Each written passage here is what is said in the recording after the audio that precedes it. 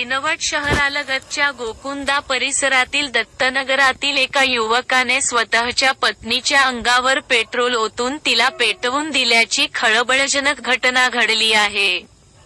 किनवट पालिकेच्या भाजी मार्केटमध्ये आज शनिवारी मे 11 रोजी सायंकाळी 7:30च्या सुमारास ही घटना घडली.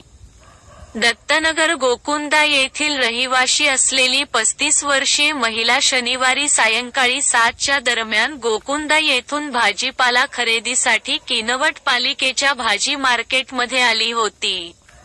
भाजीपाला, मसाले व अन्य दुकानांनी गजबजलेल्या मार्केटमधून ती महिला भाजीपाला घेऊन घराकडे परतत होती.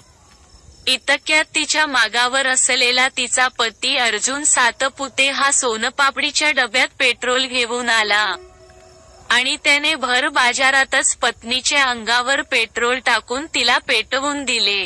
या घटनेत ती महिला गंभीररित्या भाजली आहे.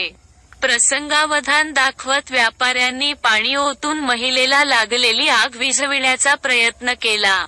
या घटनेनंतर आरोपी अर्जुन फरार झाला. व्यापारी व नागरिकांनी पोलिसांना फोन केल्यानंतर बऱ्याच वेळाने पोलीस घटनास्थळी दाखल झाले. गोकुंदा उपजिल्हा रुग्णालयातील रुग्णवाहिका वेळेवर उपलब्ध न झाल्याने पोलीस वाहनातून जळीत महिलेला उपजिल्हा रुग्णालयात हलविण्यात आले. भाजलेल्या महिलेस 3 अपत्य असल्याचे सांगण्यात आले.